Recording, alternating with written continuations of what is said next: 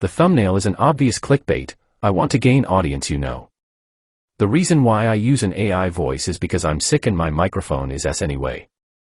I'd like to present you with my vision of French superheavies. They would branch off B1 and start at Tier 5.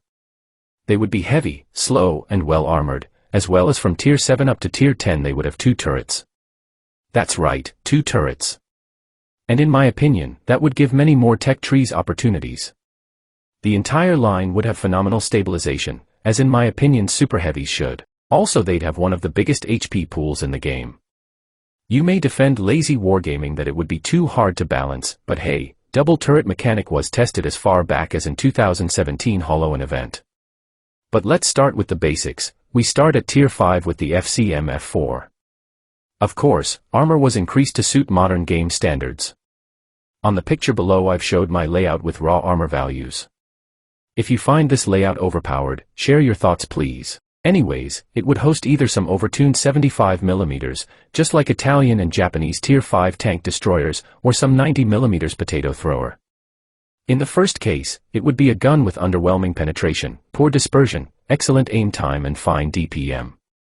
The second gun would be a 260 Alpha 90mm. The second gun would have tragic penetration and aim time, for the price of decent damage. Mobility would be tragic, capping the top speed at 20 km/h forwards and 20 km/h backwards. The top engine would allow for only as much as 11 horsepower per ton, which is already one of the best values in the line. Poor gun and good armor would push you to engage in brave fights against mediums instead trying to battle heavies, at least with the lower pen more damage gun. The Tier 6 hosts the ARL Tracteur. It would be a long vehicle, still with a single turret but this time with great gun selection. You can see its armor layout down here. As you can see, some spots that would seem to be weak spots are not exactly weak. The first gun would be a short 105mm, already punching powerful 300 damage per shot. The second gun would be a 120mm with the most optimal DPM, penetration, and damage ratio. Mobility would be just as tragic as in the previous one, as you can see in this picture. But the top gun would be a funny one. Like Stuart Emile, it would have only one kind of ammo. It would be a 130mm, dealing enormous 450 damage, but with poor penetration and tragic gun handling. Make gun selection fun again. This characterizes better the gun selection in this tech tree: 2 top guns, 1 optimal, second cruel yet not overpowered. Tier 7 is having a second turret already. It is at its rear though, making it harder to use. It is the AMX Tracteur C1939. It is a strong vehicle with weird-looking turret. The armor layout is visible in the picture below. It starts off with a 105mm with 350 alpha, and decent penetration. Then you unlock a 120mm, and then a 130mm. The stats for each gun are visible here. Seeing how WG treated double autocannon as a gun with another mechanic, here it would be just the same. The turret would be a special module, treated as a single one, but when you upgrade turret module, you actually upgrade both of them. Then there's the little gun, which selection is tied to the bigger one, as it wouldn't be 2 separate gun modules but one module with its submodule. Each gun in each turret would have poor DPM separately, especially the small one. But if you combine them, then the fun starts. As I've said before, the small gun choice is tied to the big gun. They would be some low-tier guns overdriven to have minimal required penetration for each tier, and they would have only one ammo type to avoid confusion. Therefore for the 105mm you would get a secondary 37mm AC-37, with 50 alpha damage. Then, for the 120mm there would be the 1902 47mm, stinging for 60 damage per shot, and for the 130mm there would be a 3-pounder Hotchkiss, a naval 47mm. It would be the most mobile vehicle in the line, with its crazy 12 horsepower per ton and 25 km/h top speed. Tier 8 is the classic FCM F1 that waits to be implemented for years. Clearly, it's better armored than historically was supposed to be, although historically it was still 120mm front and 100mm all around. The gun selection would be a long journey, but a pleasant one I suppose.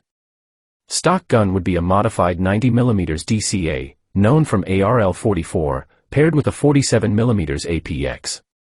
The middle gun would be a long 105mm, with another APX gun, with better ammo.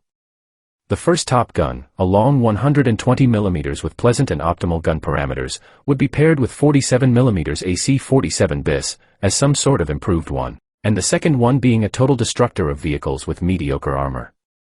It would be paired with a 65mm gun. Mobility remains unchanged, poor, and underwhelming.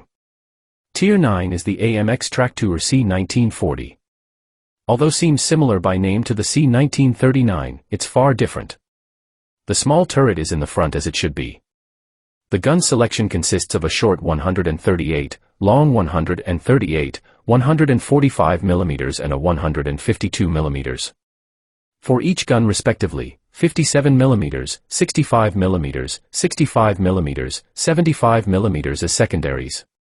It would have the most HP out of all Tier 9s, I think 2400 isn't too overpowered. And the crown of the tech tree, SEAM 220T. Here I show you how it looks and how I'd armor it. It dwarves even mouse and Type 5, which is very impressive. It would hold the biggest HP pool in the game, 3,200 stock hit points. It would have two gun configurations, 155mm plus 90mm, or 164mm plus 100mm. The pinnacle of the tech tree would have the most useful secondary gun. I've talked about new opportunities. Remember how Japanese Superheavies from Tier 5 to 8 have many turrets? We should bring OI Experimental back into the tech tree, then add some more fake vehicles on Tier 9 and 10 as a branch off that still does have additional turrets. If ONI and OHO are in the game, then we can add some Tier 9 and Tier 10 multi-turret heavies above 150 tons.